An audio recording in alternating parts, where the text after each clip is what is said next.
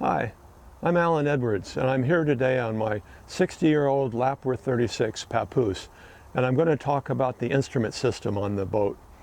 I think you might find it interesting. It's a Wi-Fi distributed readout into custom displays.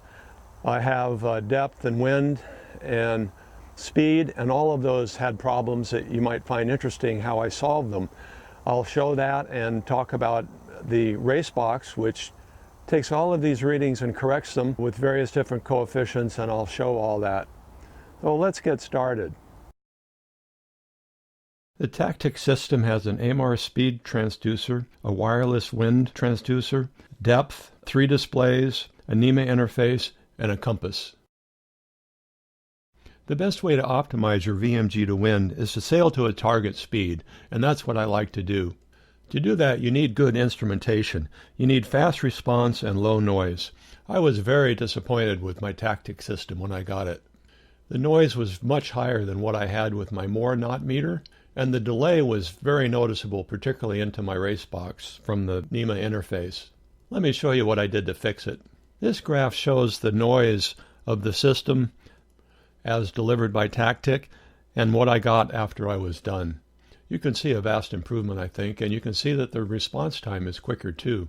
The first thing I noticed was that the AMR sender had a much smaller paddle wheel than the much larger, about 1-inch diameter of the Moore paddle wheel.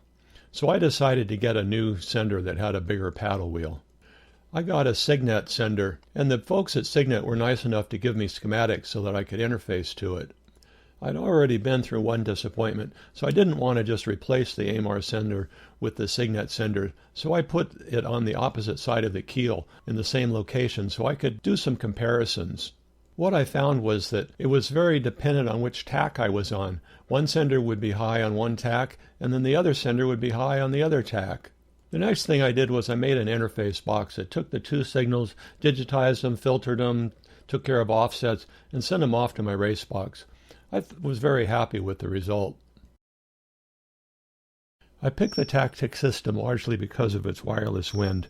My wood mast at the time would have required an unreasonable expense to put a wire in it.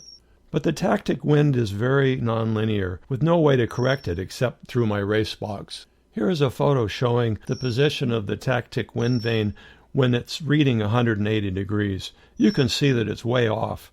I've measured about 6 of these, and the worst one was 17 degrees. I sent that one back. The one I have now has an error of about 7.5 degrees at 180. I correct that with 6 terms in my race box. Here they are. The problem I had with my depth sender was that my hull has 20 degrees or more of dead rise, and that just wouldn't work with the Tactic depth sender. So I had to get a smart sender from AMR, which has 20 degrees, and bypass the Tactic hull transmitter. But when I powered the depth transducer off of the Tactic NEMA interface, I got interference. Noise would somehow get into the hull transmitter, and it would override the smart transducer and put out bad readings. Here's a video I took at the time showing what I read in 9 feet of water. Solution was to power the smart transducer with a clean 12 volts and put a filter on the hull transmitter.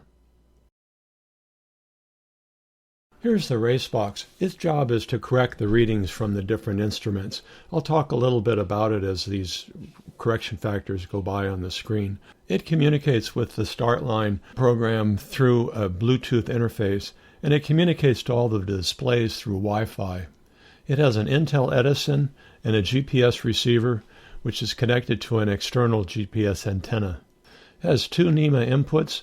One goes to the NEMA interface, and the other goes to the speed interface box that I built. Here's one of the Wi-Fi interfaces for one of the stow terminals. This one happens to be surface mount. The output goes through wire to the stow terminal. I'll show you the displays later. One of the main goals was to get rid of delay in the readings. I drive this boat by target speed, and the target speed has delay from being filtered, but it also has just delay, at least in the Tactic system, through the delay of the system. So I built this mass display so I could see it easily while I'm racing, and there's virtually no delay in addition to the filtering delay. because the digits are just driven instantly. So you can see the top reading is the boat speed, in this case 0 because I'm in the slip, and the bottom reading is the true wind angle. The little dash points off to the starboard side, indicating the wind is coming from the starboard side. Here's one of the stow terminals. Right now it's displaying the output of start line, which is going to Bluetooth and to the race box. If I push the first button, I get a man overboard mode. That could be handy, I hope not. And the second, which is handy, is to how to get back to the marina. The second button gives me a 2-up display of any 2 functions that are in the data stream. Here I can change what the first one does by pressing the second button again, or I can press the 4th button and change what's in the second field. I also have a button that, in this case, will ping a mark.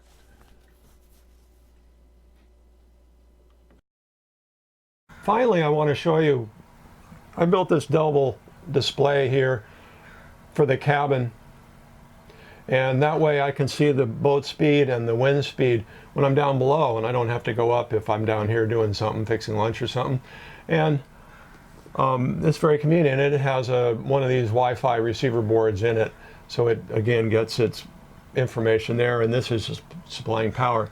This one up here drives the mast display, so it gets power from the 12 volts that's conveniently back there, and then this goes up to the mast and sends all the digit drive information to the 8 LCD digits that are up there. Okay, real briefly, here are the different PC boards that are custom to this system. This is the race box, the GPS, the Edison goes here, the 3-axis accelerometer goes here. This is the board for the mast display. The 4 LCD digits go there, the driver goes there.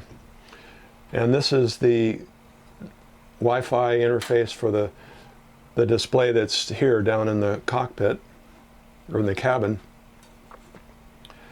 And this is the display for the knot meter. The 2 channels go into a little comparator, and the mini Arduino, and then the interface. And this is a surface mount. It's the interface to the stow displays, the 8266 regulator. It's surface mount, and this is the surface mount driver for the RS-232 and the output. So those are the different custom boards that I put together for this project. As you watch Papoose sailing along in what turned out to be a very eventful day, let me just discuss whether having all these instruments was worth it. On this day in 2012, this was before I got the instruments. We won this race. We won races before this and after this. And with the instruments, we're winning races as well. So is it worth it? As I said, the most important readout is the boat speed, and the boat speed readout is very good. It's probably better than I had before.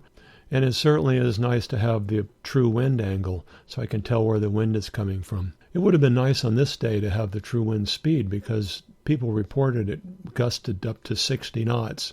Only 3 boats finished this race, and we had quite a bit of damage. I'm not sure that would have changed much, but it would have been nice to know. And it's certainly nice to have the depth. I only use a small part of what the race box can do in terms of calibration. It's actually very difficult to calibrate a boat. I've calibrated current, spent many days going out to calibrate it, but it's still not right. I think I need to deal with leeway.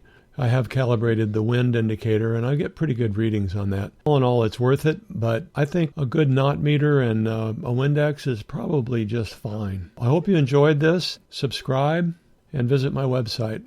Thank you.